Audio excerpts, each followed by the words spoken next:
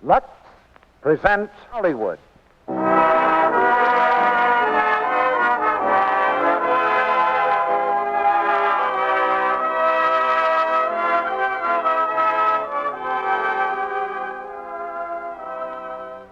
Lux Radio Theater brings you Charles Boyer and Myrna Loy in Appointment for Love. Ladies and gentlemen, your producer, Mr. Cecil B. DeMille.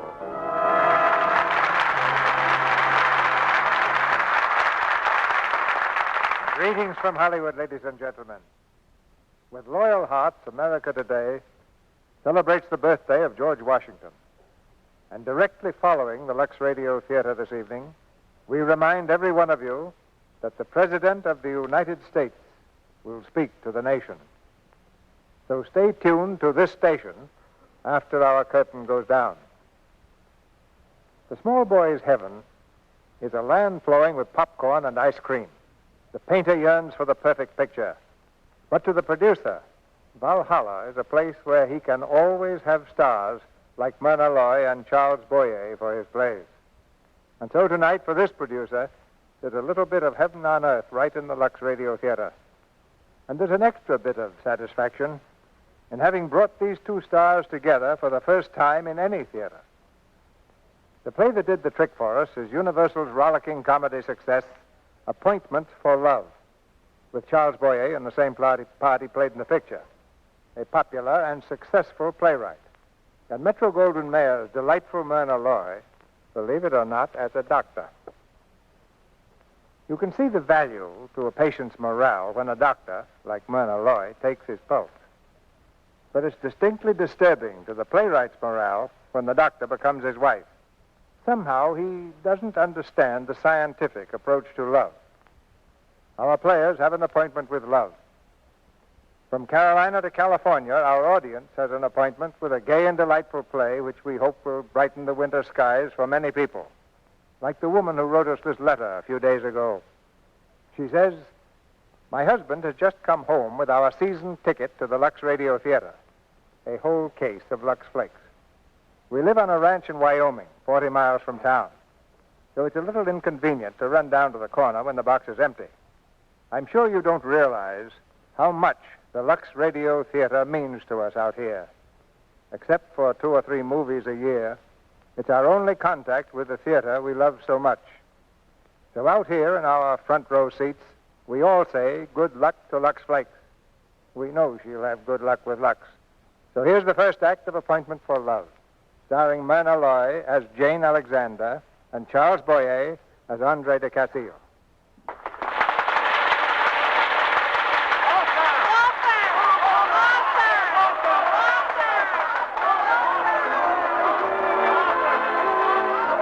The curtain has fallen in the Hyperion Theater. The exit march is playing, but the audience will not leave. On their feet, crowded in the aisles, New York's first-nighters are clamoring for the author, Andre Castillo. One of the first-nighters is not taking part in the demonstration. That young lady there in the second row. Through all the noise and confusion, she remains strangely calm. As a matter of fact, she's asleep. She's still dozing peacefully when Mr. Castillo makes his entrance on the stage and holds up his hand for silence. Thank you, ladies and gentlemen. I hope you don't expect me to say anything or do anything very clever. You see, an author's position in playmaking, Hastings. Look at this girl. See if there is a doctor in the house. In the second row, she's fainted. Excuse me. Just let me through, please. I'll take care of her. Is the young lady with you, madam? No, she isn't. She seems to be all alone. No, please. She needs air. Stand back, please. Is there a doctor in the house? Oh, did somebody call a doctor? We'll have a doctor here in a minute. Don't worry, young lady. You're going to be all right. Oh, but you see... This is your purse. I'll take it. Now, just relax. Wait, what are you doing? I'm going to carry you. Up you go now. You'll feel better outside. Oh, thank you. Maybe I will. Hey, boy. Have you found a doctor yet? Yes, sir. The box office says there's a Dr. Alexander in seat 108. All right, get him. Yes, sir. Dr. Alexander. Dr. Alexander. Wait, please. I'm Dr. Alexander. You who? I'm Dr. Alexander. So you can put me down, please. Oh, don't be silly. You're ill. You fainted. Now, don't you be silly. I'm not ill, and I never fainted in my life. But I saw you faint. No, you saw me sleeping. Eh? Sleeping? I couldn't keep my eyes open, and I couldn't get out. And when you picked me up, I didn't want to make a scene. Oh, so you fell asleep at my play? I'm afraid I did. Do you mind? Well, no good, eh? Terrible. Now, will you put me down? Gladly. Good night. Good night. Ladies and gentlemen, I want to thank you for liking my play so much, but I must confess that the young lady who fainted did not faint. She was asleep.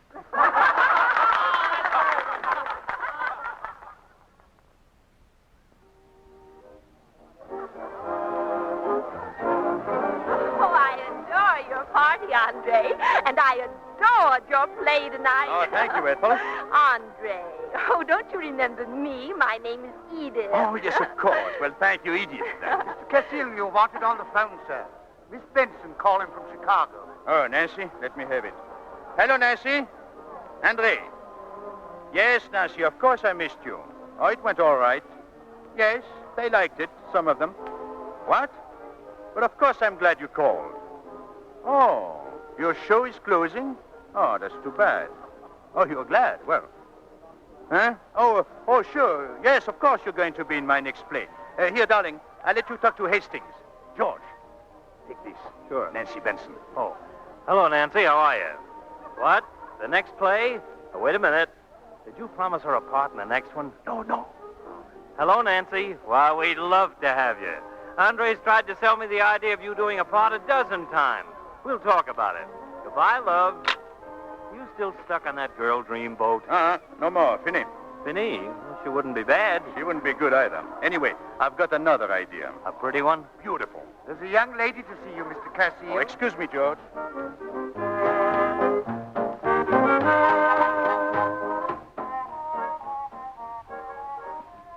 Good evening. Oh, hello. Hello. I'm sorry. I didn't mean to interrupt your party. Well, I thought you would be in bed by now, sound asleep. I will be as soon as you give me my keys. Pardon? My keys. You picked up my purse. Oh. My keys are in it. Hello, Cassil. Beautiful play. Beautiful. I wrote a wonderful review. Great praises. I hate to disagree with such a fine critic, but you've been taken in again, old man. That's the best play you've ever written, Andre. Perhaps. Still not very good. Now, poke your fingers into any of my characters. What would you find, Doctor? I'm sure I don't know. Well, I'll tell you. Sawdust. Just sawdust. I'm afraid that's true. Now my keys. Now, you also agree that my situations are phony and unbelievable. I agree absolutely. And now if you... No. You're not agreeing just to be polite. No, I'm not. I'm agreeing because I agree completely. The people in your play were unreasonable. Everything they did was illogical. Now, wait. They were in love. And love is unreasonable and illogical. I'm sorry, but love is very logical. So logical you can prove it in a laboratory. It's a chemical attraction based on a law governing affinity. Put two objects with affinity in a test tube, and they merge through attraction. It's the simplest of all formulas. Well, that's very scientific, I'm sure, but... You know it's true. All you do is just add a little rose-colored romance and cloud up what's really happening. Now, if you don't mind, I'll take my keys and go home. Oh, no, please. I want to talk to you. You see, you are the only person here who knows the truth about my plays. Except myself, of course. Oh, Mr. Cassil, you're the worst kind of faker. You like your plays. You think they're wonderful. My purse, please. Good night. Well, Hey, Dreamboat, wasn't that the babe that fainted in the theater? she's no babe. She's a doctor. And you know what the doctor thinks, Georgie? She thinks love is something you make in a test tube.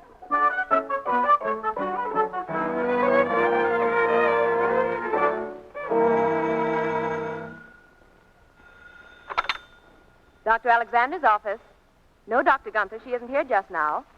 Well, I know she's somewhere around the hospital. Yes, sir. I'll tell her. Morning, Nora. Oh, Dr. Alexander. Dr. Gunther just called. He wants to see you about that strep case. I've already taken care of it. Nora, tell Dr. Wade I'd like to see him after his round. Yes, doctor. Oh, there's a patient in your office. Thanks. Hello, doctor. Well, Well, here I am. I came to see you do it. do what? Make love with a test tube. You know. You said you put in two people, Mr. and... Cassil, I'm very busy, and we're not allowed to have social calls at the hospital. Oh, this is not a social call, Dr. Alexander. I didn't sleep a wink last night, thinking about what you told me. Dr. Alexander, Dr. Gunther's here. Oh, May I come in, Doctor? certainly, Dr. Gunther. This is Dr. Gunther, our chief of staff, Mr. Andre Cassil. How do you do? How are you, Mr. Cassile? Never felt better in my life. That is, until last night. Yes, last night. Oh, I just went to pieces. Well, what seems to be the trouble, Mr. Cassile? I believe it's my heart, Doctor. Yes, I find it very difficult to sleep. I see. You don't mind if I watch your examination of the patient, Dr. Alexander? Why, no, not at all. But I think probably Mr. Cassile would rather come back when he has more time. Oh, no. Might just as well get it over with while I'm here. Don't you think so, Doctor? Of course. Let me feel your pulse, please. Dr. Alexander is my assistant. I like to watch these young ones, see their methods. They sometimes can teach us old fellows a thing or two. Oh, I don't doubt that about Dr. Alexander at all. Nurse, will you take Mr. Cassile's coat? Yeah. You say you're having a little trouble with your heart, eh? Yes, Doctor. I think probably it's occupational disease. He probably overworks it. Yes, I know. I've seen many of your plays, Mr. Cassile. Very interesting. Oh, thank you, sir. Will you take off your tie, please? Tie? Yes, tie. I don't think he reports any interesting symptoms. It could be pure imagination. Yes, cardiac hysteria is rather a common thing. Will you open your shirt, please? Sure? What for? I want to listen to your heart. Oh, well, I'm sure I'm going to feel much better, Doctor. No talking, please. Sorry. Stethoscope, nurse. Yes, doctor. Quiet now. Certainly. It's cold. Please. No talking. Very unusual. Really? What does it sound like? Well, I'd say offhand, Really? afraid so. Did you hear anything good? Do you drink very much, Mr. Cassile? No, a little wine, sometimes a little brandy, a little whiskey, you know. Dr. Alexander may have to stop all that. Dr. Alexander certainly will. How much sleep do you average, Mr. Cassile? Oh, not very much at night, but quite a bit in the morning. Early evening hours are the best, aren't they, Dr. Gunther? They certainly are. Have you ever been on a diet, Mr. Cassile? No, I always say it's not what you eat, but with whom you eat. Isn't that so, Doctor? Well, philosophers say the best part of a good dinner is a good companion. Now, Mr. Cassile, will you jump up and down on one foot, please? Certainly. That's fine. I really think it's a matter of fatigue, Dr. Gunther. Too much work? Too much play. All right. You can stop that now. I want to listen again. Oh, good. This part I like very much. No talking, please. Sorry. Yes, Mr. Cassile? I would suggest that for the time being you give up liquor. Not play so hard and get more sleep. Later on, if it seems necessary, we'll have a thorough examination. Why not do it now, Doctor? Well, of course, we believe in a complete diagnosis. If the patient is ready, Doctor, I'm sure it would be better to do it all at once. Thank you, Dr. Gunther. You don't know how helpful you've been. Will you step this way, please? Of course. And I'll look at all of your reports, Mr. Cassile. Thank you. I'll drop by later, Dr. Alexander. Very well, Doctor. I guess you're stuck with him, Doctor. We'll see who gets stuck. Give him the works. Everything? Everything. We'll start off by taking some blood from his arm for the lab. Yes, Doctor. Hand me a needle, please. I'm waiting, Dr. Alexander. I'm coming. Needle, Doctor. Thanks. All right. Now, Mr. Cassile, your arm, please. Just hold it still. Oh, look, before we start, what about dinner tonight? Steady, Mr. Cassile. What about...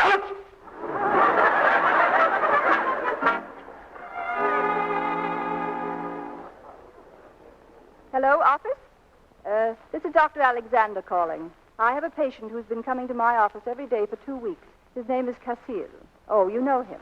Well, he's not to be allowed to come to my office again. He's cured. Yes. And if he insists, will you please have him shown to psychiatry? Thank you. Of course, I know you don't like it, but you're having a good time. I like to dance. Oh, is that all? I used to dance a lot. Really? That sounds very frivolous, but it proves I was right. It doesn't prove a thing. No? No, decidedly no. Sure? Look, we've been out now 5 or 6 times. We've dined, we've danced. Still there are no rosy-colored clouds. Oh, it's too soon. Oh, speaking of clouds, I have a place in the country I'd like you to see. It's an old hunting lodge, way back in the forest. Is that where you write your plays? Well, not exactly. It's too nice for work. The house seems to come right out of the trees. Oh, it's very quiet and peaceful. Sounds like an ideal place to write your plays. There is a waterfall. You can hear it from the house at night. Sounds wonderful. Will you come to see it sometime? Oh, I'm very busy. Doctors never get vacations. Oh, Dr. Alexander. Yes? Call for you, Doctor. They want you at the hospital right away. Emergency. Oh, Andre, I'm terribly sorry. I always get emergencies when I'm having the most fun. Well, I'll go with you. Oh, certainly not. It might be hours. Goodbye, Andre.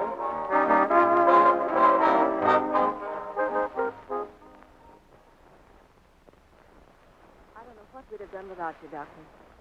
I think they'll be all right now. If you want me again tonight... Don't worry, we won't. And you've got to get some rest. You look all in. Don't you think someone ought to drive you home? No. I'll be all right. I'm just a little jumpy, that's all. Good night. Good night, Doctor.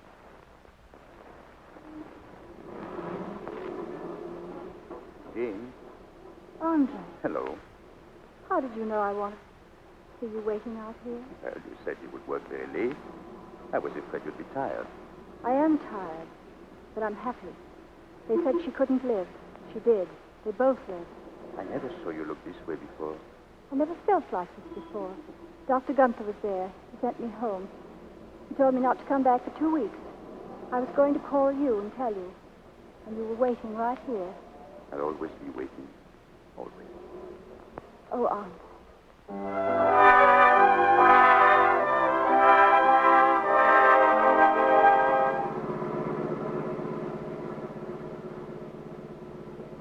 You know, I'm kind of surprised at myself. You don't mind my saying that, do you? This is something I thought I'd never do. Never. Well, I'm very happy that you changed your mind. Darling, I'm not being silly about it, am I? Oh, you're being very sweet. We'll be all alone at my hunting lodge. Nobody will even know we're there, will they? Nobody but the people who take care of the place. You don't have to worry about them. I still can't believe it. Mrs. Andre Cassie.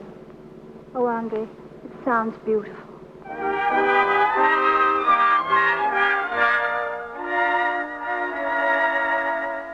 There's the wire, Martha. Arriving tonight, see? You think I'd better make up 2 rooms? No, Martha. He says he's bringing his bride up here. That means till death do them part. Well, I hope it's true. It's about time Mr. Castillo settled down. Well, I don't know. We had a lot of fun. Remember the time 3 girls showed up at once? We certainly played hide and seek that weekend. You ought to think shame to yourself, you men. We had to do a lot of fancy conniving. The only way we could get him out of the house was to say he had to go to a fire. He wore my helmet and carried my axe. He certainly looks silly, too. Yeah, he did that. I wonder which one of them he married. Well, you know, I think I'd fancy the Benson girl. Yes, the Benson girl, that's the one. That is, if it was me that was doing it. There they are. Hello, Timothy. Hello, Mr. Castillo. Welcome home, Mr. Castillo. Hello, Martha. Congratulations to you, sir. And to you, too, ma'am. Thank you, Timothy. She's wonderful, but a little bit heavy. Put me down, darling. Hello, Martha. Hello, Timothy. Welcome, Mrs. Castillo. Well, this is a surprise. Quite a surprise, I must say. Mr. Castillo, you certainly did very well for yourself. Thank you, Timothy. Now, how about some wine? It's all ready, sir. You'll have it in 2 minutes. I'll fix some supper, Mr. Castillo. What a nice house, Andre. What a nice wife to live in it. My wife. Sounds kind of new, but I suppose I'll get used to it. My wife. My husband sounds new, too. Nice and new and warm. Hello? Come on. I want to show you our waterfall. Who? There. You can see it just from the window. Just a minute. Oh, it's lovely, Andre. Oh, Mr. Castillo. Who is it, Timothy? Well, it's for you, sir. A certain party. Well, just tell him I'm not to be disturbed. I can't tell him that, and he's going to disturb you quite a lot. It's the old chief. What chief? Which chief do you mean? The old chief, Fire Chief Benson. Fire chief? What in the world would... Oh, Fire Chief Benson. Yeah, that's right. Fire Chief Benson. And he's very excited, and he seems to be heading up this way. Oh. What's he coming up here for? Oh, he might just drop in. You know, he does from time to time. Yes, we talk about fires. Everybody belongs to the volunteer fire department in the country. I better speak to him. You know, this sounds like fun. Sometimes it is, ma'am, and sometimes it isn't. Is there a fire now? There's smoke, ma'am. Oh, yes, quite a lot of smoke. Hello? How are you, Chief? Hello, Pappy. What's going on up there? I just got in from New York tonight, Pappy. Come on down to the station and get me. Oh, no, I'd love to, Chief. But, you see, I'm on my honeymoon. What? Whose honeymoon? Mine. Oh, it's nobody you know, Chief. Will you stop calling me Chief? I'll be right up there, Pappy. No, wait. Chief, if that's the way you feel, I'll certainly do my duty. I'll be right down to the station. You can count on me. I thought so, and I'll be waiting. Make it snappy, Pappy. Goodbye, Chief. Well, I'll have to go. Is there a fire in the depot, sir? Oh, very bad one. I'm sorry, Jane. Community duty, you know. I'll be back soon. Come on, darling, I'll go with you. Oh, no. Oh, they don't let women go. They wouldn't like it, would they, Timothy? Oh, no. The chief had just raised the roof, ma'am, if you showed up. All right, but be careful. I will. Timothy, my axe and my fire hat. Coming up, sir. Now, don't take any foolish chances, Andre. Yes, and don't get burned. I won't. I promise. Bye.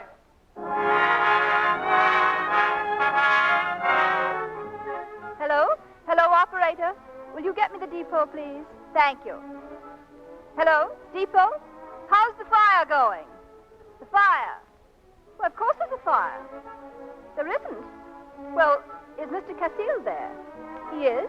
Talking to a what? A young lady? Well, thank you. Good night.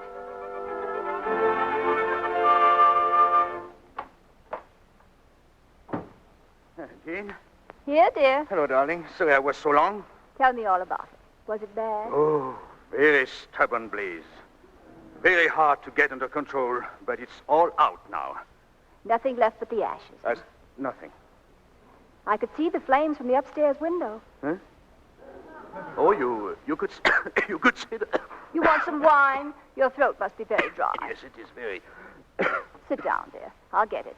You're probably exhausted. Oh, I feel fine now. Your face is so hot. I hope you didn't get too near the flames. Oh, no. I was very careful about that. Your pulse is pretty fast. Well, it is the effect you have on me, darling. Might be the suspense, too. Suspense? Yes. You weren't quite sure I would believe your fire chief story. Oh, I didn't fool you, eh? Not for long. Oh, darling, you didn't have to go to so much trouble. You could have told me the truth. Were you afraid I'd be jealous? Well, it was sort of the idea. But I'm never jealous. Most women are. Oh, that's because they don't understand it. You know, jealousy is a very simple thing. Physiologically, it's merely the adrenal gland pumping adrenaline to the bloodstream. Of course, it has a physiological trigger. Huh. Bing? Like that, sets the gland working. Oh, but it's a hangover from caveman days and has no place in a civilized mind. You really believe all that? I certainly believe it. Listen, if you ever catch me being jealous, I give you leave to put on your tiger skin, pick up your club, and beat me back to my senses. Well, that might be fun. Yes, but I'll never give you the chance to find out. No, I might be a bad wife to you in a lot of ways, but I promise I'll never go primitive on you. I like bad wives. Darling, aren't you tired? Not a bit. Want to go for a walk? I certainly do not want to go for a walk. No, neither do I. Now, who can that be?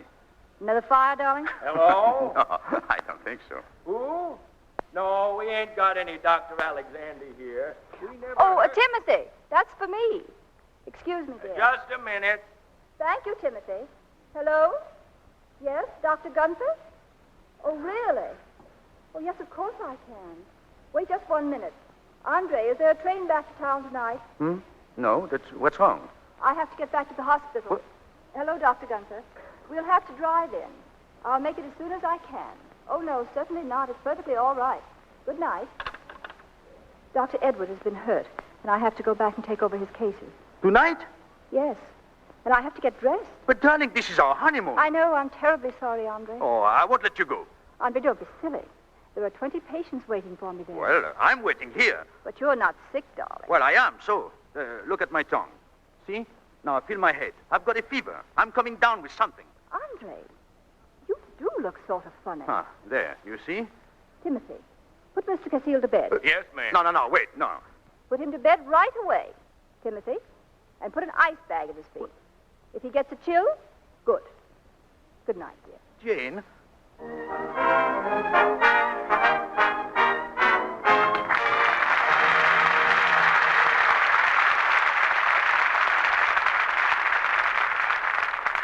Mr. DeMille presents Act Two of Appointment for Love, starring Charles Boyer and Myrna Loy, in just a moment. But right now, I have a date. With a girl, Mr. Ruiz? Oh, no, Sally. With 3 girls. They're Lux girls, too. Of course, I'll have to admit I have a little trouble understanding what they say about Lux. Anyway, they're keen about it. Here's their picture. Why, they're babies. Very special babies. Mary, Ann, and Judy Lucas of East Hartford, Connecticut. They're triplets, and already at only 16 months, they're real Lux girls. Mrs. Stanley Lucas, their pretty young mother, uses new Quick Lux for everything they wear. Will you read what she says, Sally? Mm-hmm. Like all mothers, I want the best for my babies. The triplets are my first babies, too, so I'm 3 times as fussy. I use New Quick Lux for all their clothes. Dresses, woolies, diapers, everything. It's so gentle, doesn't mat or shrink woolens. Diapers stay soft and don't chafe the baby's tender skins. And Lux keeps their things new-looking longer, too. Yes, Lux Flakes are very gentle. The safest kind of care for baby things. There's nothing in them to irritate even the triplets' sensitive skin. Or to roughen and redden a mother's hands, either. That's important when you've even one baby's washing to do. New Quick Lux helps a busy mother in lots of important ways. It's so gentle. Saves pretty washables for grown-ups as well as babies. Saves hands, saves time because it suds so quickly. Saves pennies, too. A little goes so far, it's very thrifty. Get the generous big box of New Quick Lux first thing tomorrow, and let it help you save in all these ways. We pause now for station identification. This is the Columbia Broadcasting System.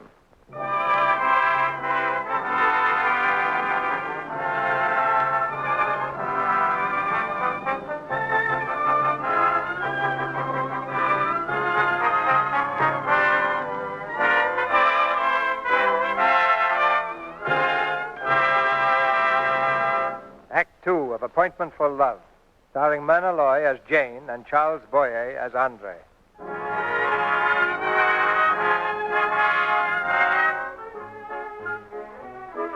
So far, the marriage of the successful playwright and the successful lady doctor has been a dismal failure. The first 2 days of Jane's honeymoon have been spent at the hospital, working day and night.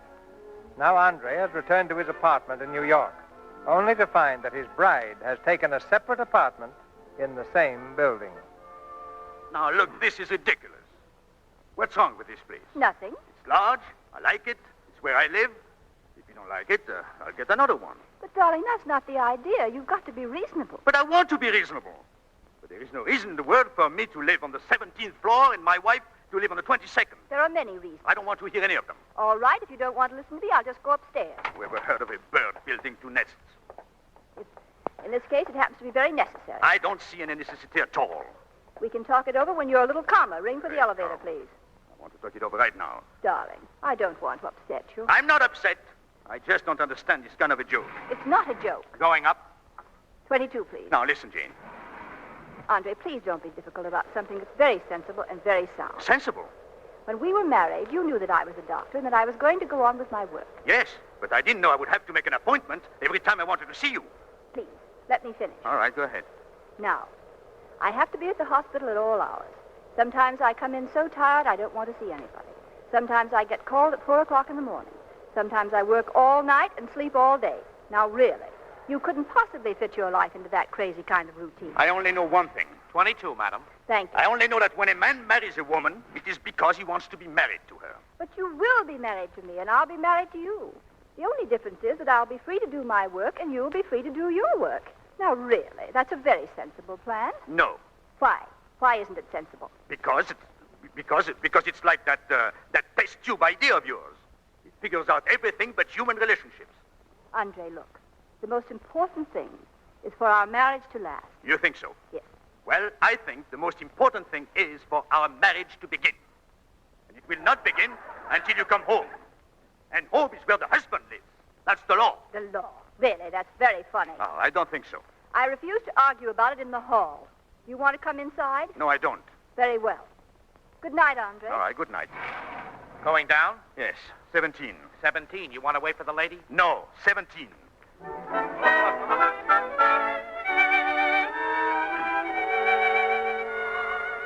Mr. Cassile. Mr. Cassile, sir. What is it? I hate to disturb your rest, sir, but it's Mrs. Cassile. She's come to have breakfast with you. What? Your wife, sir. She's here for breakfast. Breakfast? What time is it? It's almost 7:15, sir. Almost 7:15. In the morning?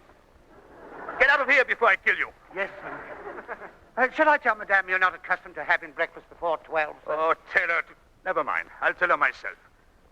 Get me a robe. Yes, sir. Here you are, sir. I woke the cook up, sir, and breakfast will be ready in a few minutes. Stop talking about breakfast.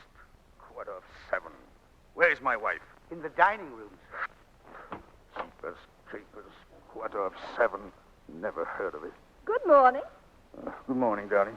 Sit down, dear. I hope I'm not too early. Oh, no. I always get up in the middle of the night to have breakfast. Oh. It's going to be fun. We can have breakfast together every morning. Every morning. I promise. The same time. Mm-hmm. You see, this gives me plenty of time to get down to the hospital at 7:30. Mornings you're dressed, you can walk down with me. Oh, it isn't far. It's only a mile. Oh, that would be interesting, too. Yes. We could walk around all by ourselves at 7:30 in the morning. Gosh, I shall look forward to that. Andre, have you thought about last night? A little. I'm sorry we quarreled. So am I.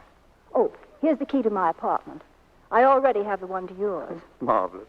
You have everything figured out. I'll tell you all about it at dinner tonight. Dinner. Dinner seems so far away. Will Madame have oatmeal? Yes, and lots of cream. Will you have oatmeal, sir? What? No, I thought not, sir. You see, this is the only meal I can really be sure of. Usually I don't have time for lunch. By the time I get home for dinner, I'm too tired for it. Yes. What are your plans for the day? The day?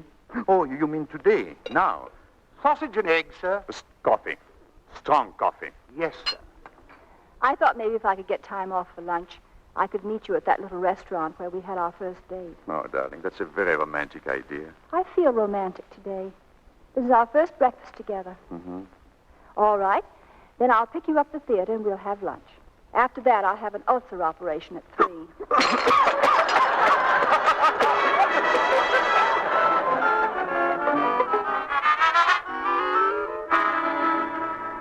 Come on, George. Wake up. Get up. What's the matter? What's the matter? Come on, wake up. I want to talk to you. Oh, I'm dreaming. No, you're not dreaming. I had to talk to someone, and nobody I know is up yet. What time is it?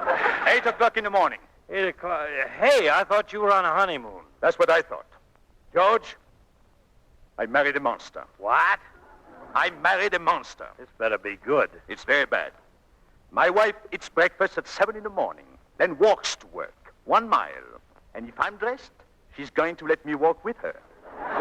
What can I do? Shoot her. I love her. Then shoot yourself. Oh, now, George.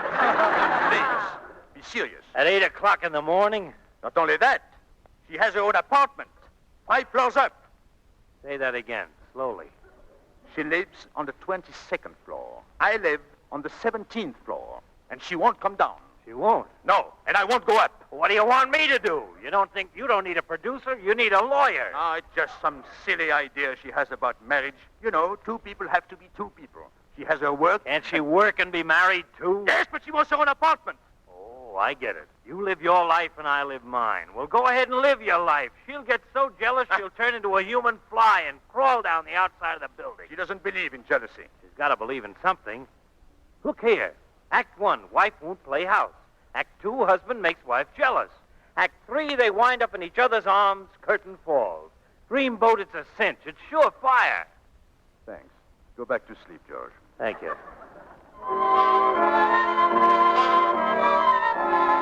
Do you know, darling, that we are celebrating our 40th wedding anniversary? Our what? 48 hours. Oh, and we've done nothing but quarrel. Nothing. Coffee, sir. Please.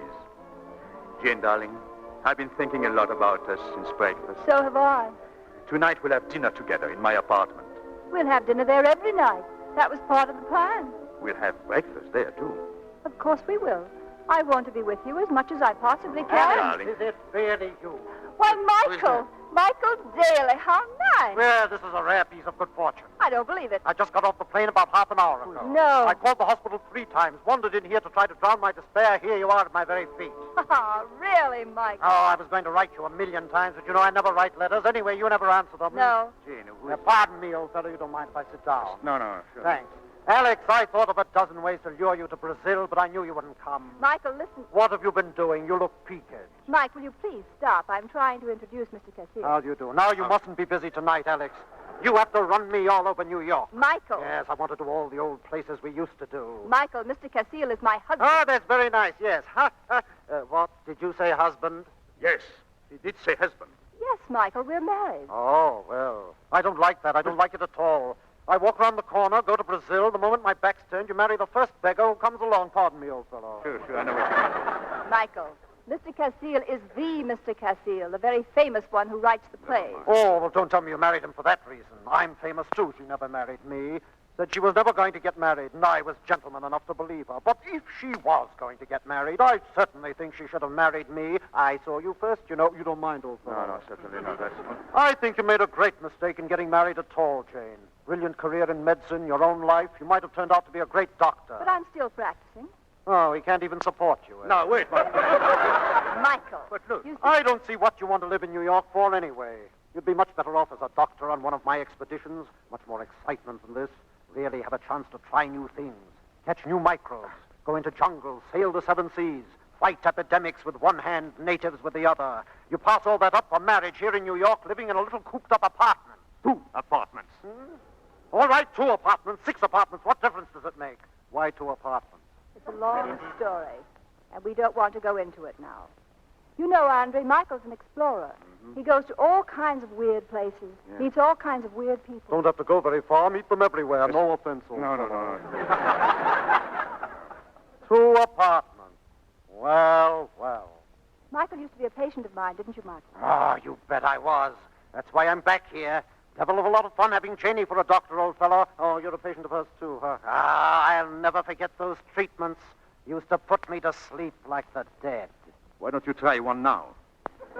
Michael, it's been lovely seeing you. And we must get together if you're going to be in town for long. But in the meantime, I really have to run. I have to get back to the hospital. Always running off to the hospital. You ought to break her of that habit, Mr. Cassile. Why don't you take her out of the hospital? Now, look. Because I don't want to be taken out of the hospital. Oh, all right. I'll drive you over there. Want to talk to you about doing a broadcast. Scientific. You don't mind, old fellow. You really want to know what I think?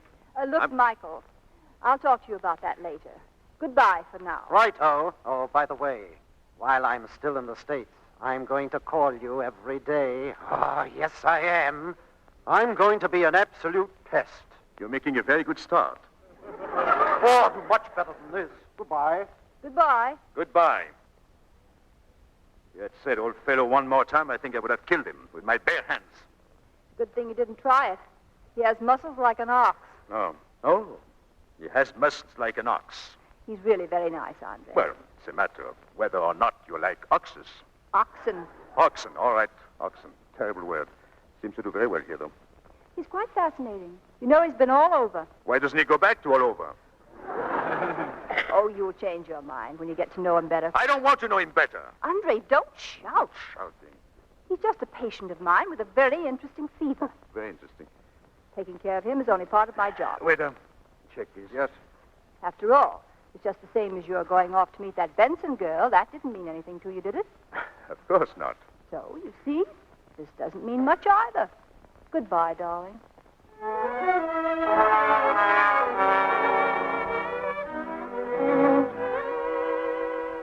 What time is it, Leary? It's just 9:20, sir. What time did Mrs. Cassile say she'd be here? Around about 9:30, sir, if she can get away from the hospital. 9:30. Good. Some of the 1926 vintage tonight, sir? No, not wine. Cognac. Yes, sir. You'll pardon my noting it, sir, but don't you think wine would be safer in case Madame hasn't dined tonight? Yes, possibly, but this is not for Mrs. Cassile. It is for a lady who has dined. Are you expecting someone else, sir? Yes, Miss Meredith. Tonight, sir? Uh-huh. In a few minutes. But aren't there possibilities of complications, sir? Do you think so? Well, very likely, sir. Oh, do you suppose Mrs. Cassile might be jealous, Leary? I don't know, sir. Well, let's hope so. We can try. I'll answer that, Leary. You get the cognac. Yes, sir. Hello, Edie. Hello. I hope I'm not late. I had such an awful time getting away. I'm so glad to see you again. Oh, I couldn't believe my ears when you telephoned. Here, let me take you around. Oh, I'd given you up for lost when I heard you got married. I said, there goes another good man out of circulation. And you know, Andre, there's only a few of them left. Sit down, Edith. Oh, nice. nice and cozy. I wanted to see you again. Yes, because I felt I hadn't been very nice the last time you were here. Oh, the night the play opened. Mm-hmm. Oh, yes. You know, Andre, I've seen your play dozens of times, and I just love it. Oh, you certainly must have had an awful lot of experience to write a play like that. Sit down, Andre. Over here. Oh, thank you. Cognac, sir. Thanks. Just leave it, please. Yes, sir. Nice. Well, would you like to hear some music? Oh, sure. Put it on. I'll turn out the lights. Huh? There, I can hear better in the dark. Oh, I see. Oh, you have a wonderful view from here. I have a wonderful view from my place, too. It's on 66th Street. Yes? Mm-hmm. You can see the Hudson River. If you ever get tired of looking at the East River, you can come over to my place and look out my window and see the Hudson River. Well, that might be a very nice change. It would be. Say, you're not expecting anybody, are you? No? Why? Well, you keep looking at the door as if you're afraid somebody might come in. Am I? Oh, well, I'm sorry. You know, when I look at a fire, it just makes me feel nice and drowsy. Really? I just like to cuddle up. Would you like a cigarette? A cigarette? Oh, no. No, I don't smoke much. I don't drink much either. Just once in a while with someone I like very, very much. And then, of course, I only take one. What was that? Oh, nothing. It sounded like the door. No, don't get up. Sit close to me. You know, darling, it's very sweet of you to come here. And you know you shouldn't. Well, why not? You said you wanted me to come over, so I said to myself, well, I'll come over. Oh, I'm so sorry. I didn't mean to frighten you. Oh, this fire looks cozy. It's cold outside. Edith, this is my wife. How do you do? Darling, this is Miss Meredith, an old friend of mine. Yes? I thought you were going to be at the hospital tonight, Jane. Oh, no. I just had to give Michael a few shots and then watch the progress of the fever. I didn't see much sense in hanging around the hospital for that. Well, I guess I'd better be going. I really have to be going. You see, I'm late for an appointment. Oh, no, please don't go. I just dropped in to say hello. I'm going up to change now. I wish I could stay, but, well, you know how it is. Good night, Miss Meredith. Good night. Listen, I want to get out of here. Oh, I'm sorry. I thought I'd been around, but this beats me. You didn't marry her on a bet or anything, did you? Larry, get Miss Meredith's wrap, please. I'm sorry, I'll have to go up and explain. Go up? Where? Yes, just up. Goodbye. Well, while you're thinking up an explanation for her, will you think of one for me, too?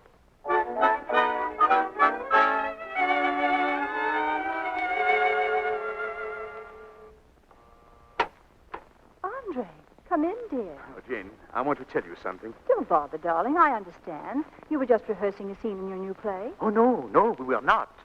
You see, Miss Meredith is not an actress. Oh, really? She's so lovely. She ought to be very good on the stage. Oh, you think she's attractive? Oh, yes, very. Well, of course, I haven't known her very long. Oh, hello, fella. How about a little three-handed game of gin rummy? What? What is he doing here? I'm keeping Michael here under observation, waiting for his fever to break. Getting better, too. Oh, I feel fine. This man is sick. Why isn't he at the hospital? Not until the serum works. He has to stay up and do all the things he does normally. Otherwise, he wouldn't be able to judge how effective the treatment is. I don't like being here. Why not? He's a friend of mine. Look, I don't object to your having your friends like Miss Meredith, do I? Yes, I know you don't. That's the trouble with you.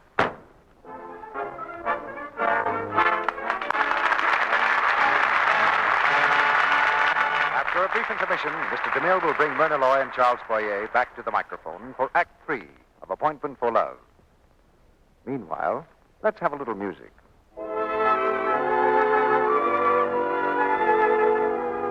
Time was, runs in my stockings were just a bore, but oh my, that's not true anymore. All that was yesterday.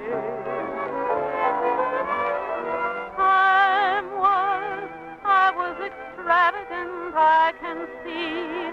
I'm wiser now than I used to be. that foolish yesterday. Nowadays, wise girls are saving their stockings, cutting down costly runs with nightly new Quick Lux Care. When you give stockings their nightly luxing, whether they're silk or nylon, rayon or cotton, you're guarding them, saving them two ways. First, you're taking away the soil and perspiration that could injure the fibers. And at the same time, you're guarding their vital elasticity, the quality that lets them stretch and spring back when they're strained without breaking easily into runs. Harsh soaps, cake soap rubbing, rob stockings of elasticity. Then they don't last as they should. Gentle new Quick Lux keeps stockings new looking longer, helps you get better wear from every pair. Nylon or cotton, whatever you've got on, Lux every night. Lux flakes are thrifty, keep stockings nifty. It's easy to care for them right. You'll find luxing your stockings will really pay. Stick to those gentle flakes every day. Stockings are precious now. Now, our producer, Mr. DeMille. The curtain rises on the third act of Appointment for Love, starring Charles Boyer and Myrna Loy. Mrs. Andre Castile, their differences patched up, have at last made a definite appointment to meet at home. But home has a different meaning for each of them. That evening, when Mr. Castile steps into the elevator, the boy says, 17, Mr. Castile? No, 22. And a few minutes later, when Mrs. Castile arrives, looking breathlessly happy, 22, Mrs. Castile? No, 17, please. after waiting until 2 o'clock in the morning in his bride's apartment, Mr. Andre Castile is good and sore. Hello? Hello? Is this the Henley Medical Center? Well, I want to speak to Dr. Alexander. What? She checked out. At what time? 10:30? I see. Thank you.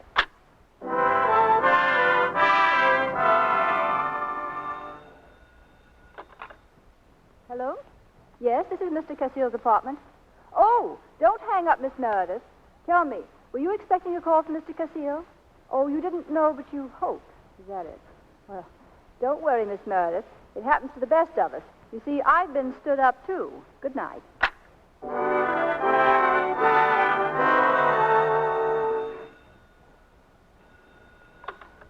Dr. Alexander's office. Oh, good morning, Mr. Castile. No, she's not here, Mr. Castile. She just left with Mr. Michael Daly. Mr. Castile, please. They went to do a broadcast on the radio, the Scientific Forum. Mr. Castile. I'm sorry, sir, but Studio B is on the air. You can't go in now, sir. Listen, is that the Scientific Forum in there?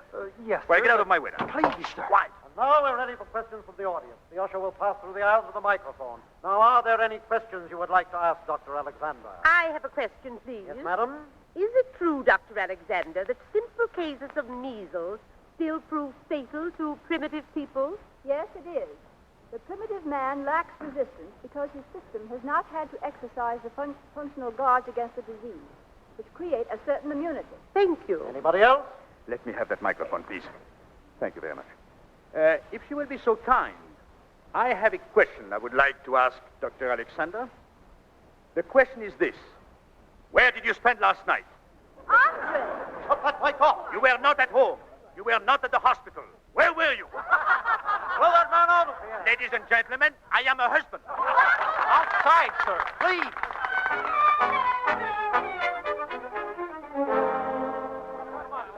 Oh, say, Doc, come on. What do you say, Dr. Alexander? Can you give us a statement? Yeah, let's have a statement, Doc. Sit down, boys. Thanks. Hello, Pete. I haven't seen you since I was at Bellevue. That's right, Doc. You've sure been getting famous since then. I'll say. Why don't we get a few pictures, Doc? No, not at all. Help yourself. Come on, fellas. I suppose you know why we're here, Doc. I can't imagine. Well, like the rest of the nation, we want to know the answer to that burning question. That's right. What question is that, Pete? Well, your husband and about 100 million others would like to know where you spent last night. Yeah. Oh, well, all right, boys, I'll tell you. I spent last night in the apartment of one of the most charming and romantic men in all New York. You wouldn't want to give us his name, would you, Doc? Gentlemen, Do you think I'm a cat? Paper, pretty doctor tells all. Hey, Ryder, it's domestic fight on radio. Where were you last night? Where were you last night? Where were you last night? Cassie? Yes, what is it? Miss Nancy Benson to see you, sir. Oh, Nancy? Don't get up, Pappy. Just the old fire chief calling. Hello, Nancy. How are you, Pappy? Well, what's the matter? You look awful. Got a cold? Yes, I have a cold. Uh-huh, it's in your feet. Oh, come on, Pappy. Where's your sense of humor? This isn't serious, it's funny. Why be worried about publicity? I wish that were my face all over the front pages. Oh, I'm not worried about publicity. Now, don't tell me you're worried about her. Well, she's the kind that tells her husband about the other man. And I thought doctors were supposed to be ethical. Well, if I hadn't started it with that radio business... Oh, yes, I'll admit that wasn't very smart. But you can't sit around here moping about it the rest of your life. Leary, get Mr. Casile tapped. No, Nancy, really, Now, look, Pappy, you write plays, you get your people into all sorts of jams and get them out very convincingly. But the first little thing that happens to you personally, you act like a schoolboy caught throwing kisses to his teacher. Oh, come on, Pappy, you're getting out of this joint right now. Maybe you're right. You can get my hat, Leary. Yes, sir. You're a good guy, Nancy. Will you be dining at home tonight, sir? I suppose so. He's dining all right with me and about 85 other people. Oh, a party. But a good one. You think a party's a good idea? You bet I do. Now, for Pete's sake, stop playing Hamlet. Your hat, sir. Thank you, Leary. Oh, I suppose you read that she's going on some sort of an expedition to Mexico and getting a divorce on the side. Yes, I read it. Oh, I knew this thing couldn't last. You didn't have anything in common. And besides, Pappy, I never did think you were the marrying kind. That's the trouble. I am.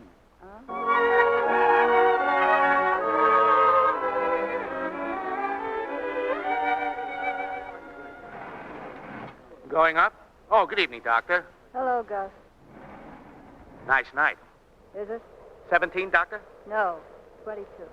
Oh, I'm sorry. I thought you swapped apartments with Mr. Casile on account of the night when you stayed in 17A all night. You haven't told that to anyone else, I hope. Oh, no, ma'am. I never interfere in the private affairs of the tenants. That's a rule. It's a good rule to keep. Yes, ma'am. But you see, you stayed down there all night, and he stayed up here. Who stayed up here? Mr. Casile. He came in with a box of flowers. I said 17, and he said no, 22. You know, the next day, the janitor told me he found all those flowers out on the sidewalk. Are you sure of what you're saying? Oh, yes, ma'am. But I better shut up before I interfere in the private affairs of the tenants. Just let me off at 17.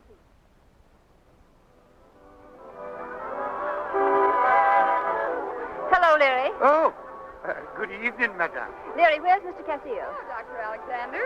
Who are you? It's so nice of you to come. We really didn't expect you. Andre, look who's here. Jay. Hey, there's a doctor in the house, folks. Pretty good, huh? We thought you were halfway to Mexico by now, didn't we, Pappy? Yes. Oh, it's so much more civilized to be friendly about divorces. And don't you worry about Pappy, Doctor. He's well on the road to a speedy recovery. Aren't you, Pappy? Will you kindly take your hands off my husband and stop calling him Pappy? Now, honey, don't start getting jealous. Get your hands off. Ow!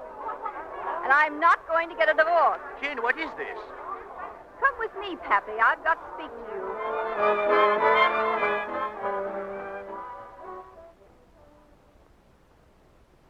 What's it all about?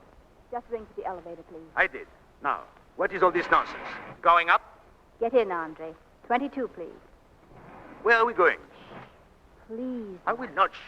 Well, at least don't shout. Come downstairs in front of my friends. Why did you come downstairs? Tell you where I spent that night? I don't care where you spent that night. Oh, don't you? No. You were where you wanted to be. And I was where I wanted to be. 22. Where? Well, waiting for the only woman I ever loved. Or ever will love. The only woman you ever loved. Oh, darling. Why, darling? Well, you see, while you were upstairs in my apartment, I was downstairs in your apartment. I don't care where you... What do you say? In my apartment? You mean you were it... Jane. All night, darling. But I was right here. I was waiting. And you were... Waiting, too. For the only man I ever loved or ever will love. Oh, darling.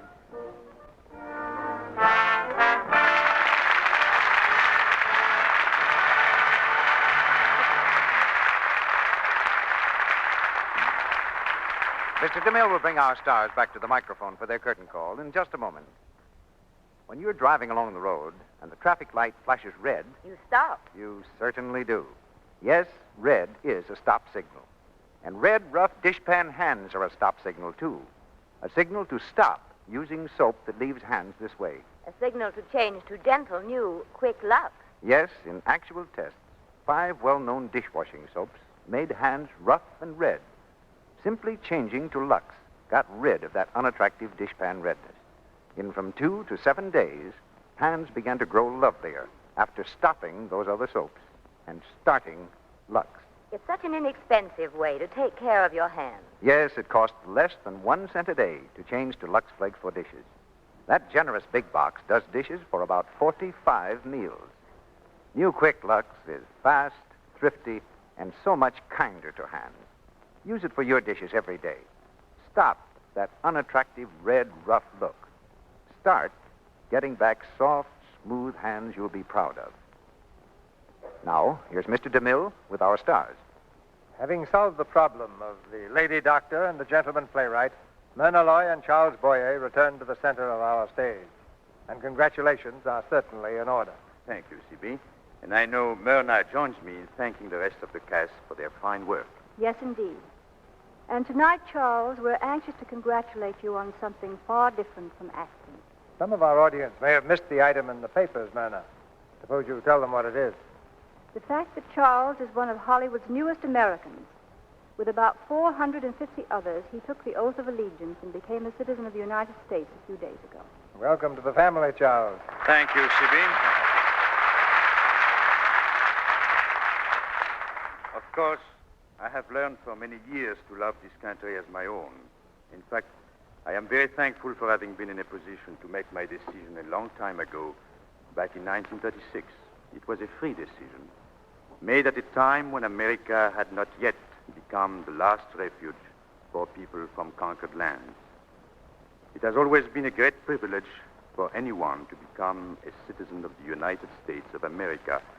But today, when the last hopes of the earth, including those of the people of my native land, rest upon the ability of the United Nations to conquer and to destroy the forces of oppression and aggression, I can truly say, C.B., that there can be no greater thrill or honor. That gives any American new faith and courage, Charles. What's the play next week, Mr. DeMille? The truth is, Myrna, it's The Great Lie. The play is adapted from the Warner Brothers motion picture, and our stars will be Loretta Young, George Brent, and Mary Astor. It's the drama of a woman who lives a magnificent lie and her clash with another woman who threatens to expose the truth to the man they both love. An exciting triangle with a trio of stars, Loretta Young, George Brent, and Mary Astor. Well, a fine place, C.B., and an excellent cast. Good night. Good night, Mr. DeMille. Good night. Good night. Let's make another appointment soon. Our sponsors, the makers of Lux Flakes, join me in inviting you to be with us again next Monday night when the Lux Radio Theater presents Loretta Young, George Brent, and Mary Astor in The Great Lie. This is Cecil B. DeMille saying good night to you from Hollywood. Ladies and gentlemen, make America invincible in the air. Buy defense bonds. The money you put into defense bonds provides your pilots with the fastest pursuit ships ever built, the finest, most powerful bombers ever to take the air. Your dollars do count. Buy defense bonds at your bank, post office, or saving and loan association. Myrna Loy appeared through the courtesy of Metro-Goldwyn-Mayer. Charles Boyer will soon be seen in the 20th Century Fox picture, Tales of Manhattan. Mr. Boyer is under contract to Universal Pictures. Heard in tonight's play were Edgar Barrier as Michael, Arthur Q. Bryan as Hastings, Tony Carlton as Nancy, Charles Seal as Timothy, Mary Virginia Palmer as Edith, Verna Felton as Martha, Thomas Mills as Leary, Griff Barnett as Dr. Gunther, and Dwayne Thompson as Nora. Tune in next Monday night to hear Loretta Young, George Brent, and Mary Astor in The Great Lie. Our music was directed by Louis Silvers, and your announcer has been Melville Ruick. This is the Columbia Broadcasting System.